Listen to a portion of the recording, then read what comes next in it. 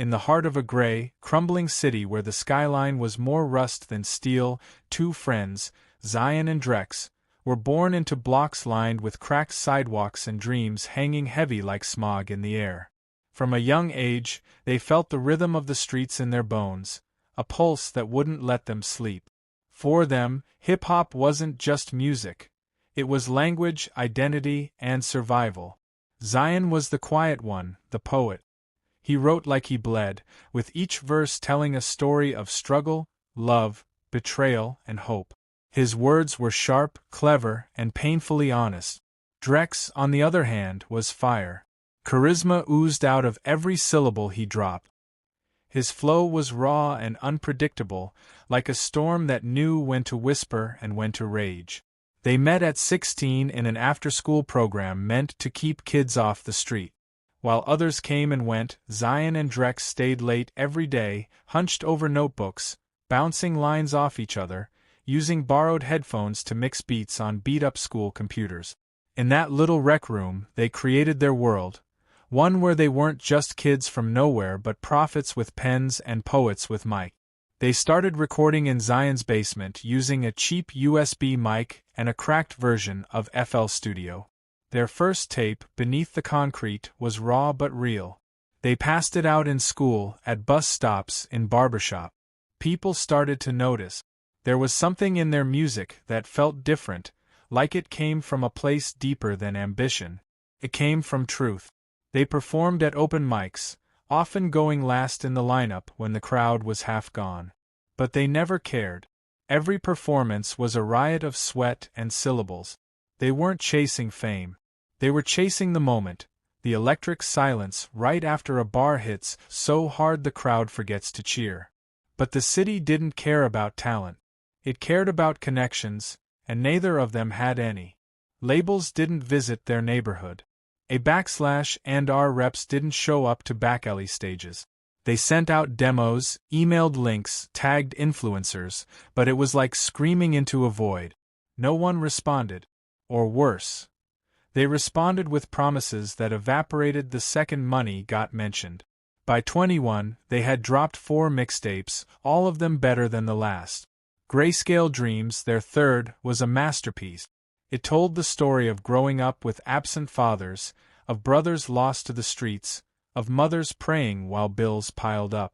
It had soul. But without marketing, it died in obscurity. Drex started getting bitter. He wanted to move, maybe go to Atlanta or LA. No one makes it out here, man, he'd say, pacing the basement. We're ghosts in this place. Zion wasn't ready to give up.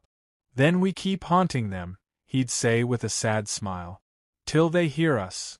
But haunting a world that doesn't want to hear you takes a toll. Drex eventually took a job at a warehouse to help his mom keep the lights on. The late nights of writing turned into early mornings of loading pallet.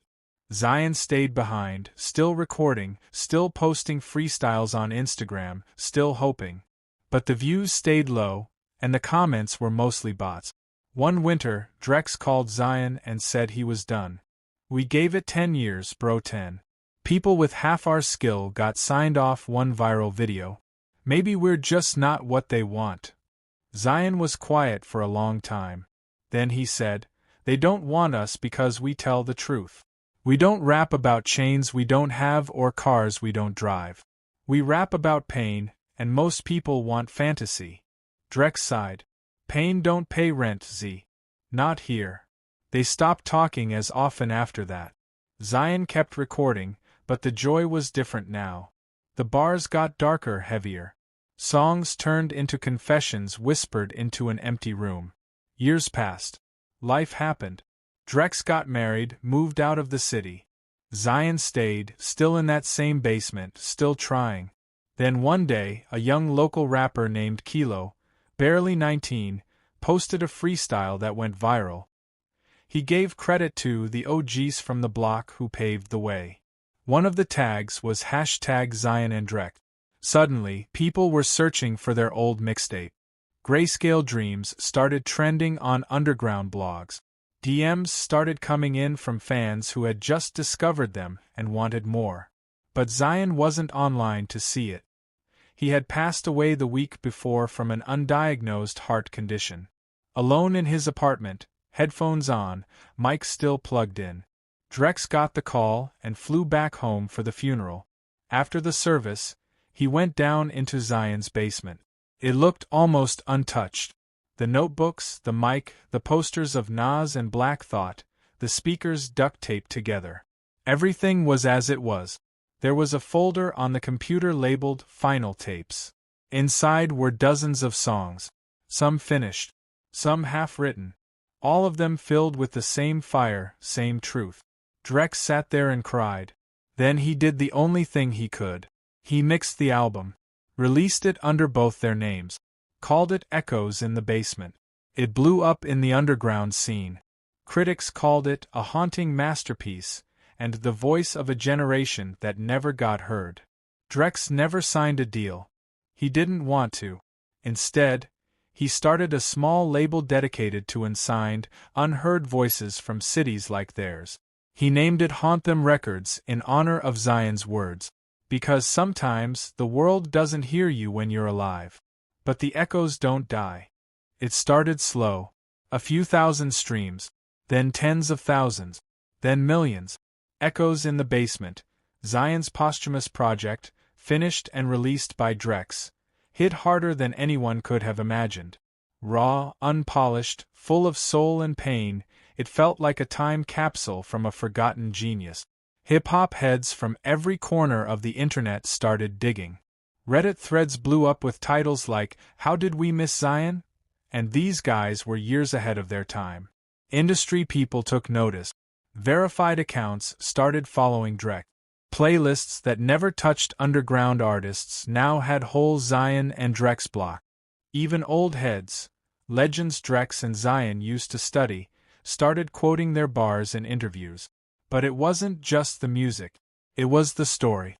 Two kids from nowhere. No backing. No deals. No hype. Just talent and truth. One gone too soon.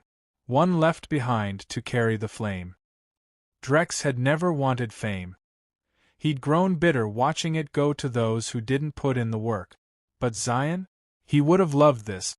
He would have written something humble but clever, thanked every kid still writing rhymes in a cold basement, every girl who cried herself to sleep to their lyrics, every kid who kept dreaming despite silence.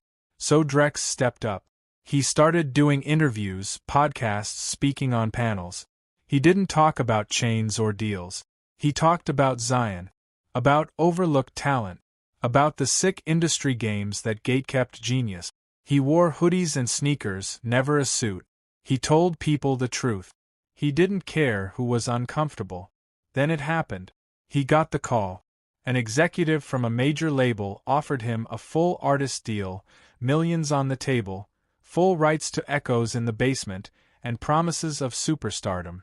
Drex turned it down. Instead, he dropped a video the next day.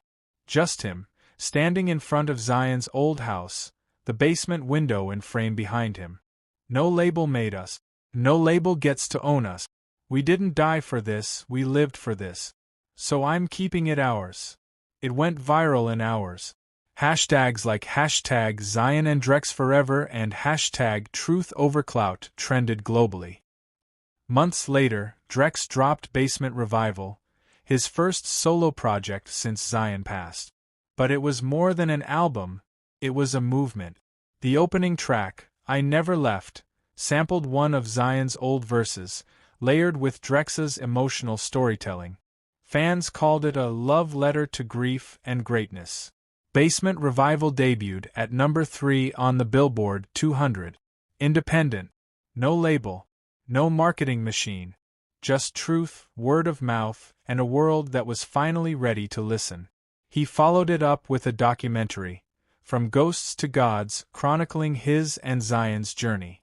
It won awards, played at Sundance, and became required viewing in music schools. By 28, Drex was on world tours. Not stadiums, but theaters and auditoriums where the crowd came for the words, not the spectacle. Every show ended with the lights down and Zion's voice playing over the speakers, the crowd silent, holding up lighters and phone lights like modern-day prayers. And yet, even in all the success, Drex never got caught up in it. He still lived in the same city. Still walked past that rec center where they started. Still gave out free beats to local kid. Still ran Haunt Them Records, now home to 5 rising artists who reminded him of himself and Zion. Hungry, broke, but burning with talent. One night, after a sold-out show in New York, Drex sat alone backstage, staring at an old, worn notebook. It was Zion's. He flipped to the last page. There was a half-finished verse, faded but legible. If I never blow up, but my brother do. Just know we both made it, me and you. 'Cause success ain't fame, it's the proof in pain. That even ghosts leave echoes that remain. Drex smiled. Yeah, Z, he whispered. We both made it. And the echo answered back in silence.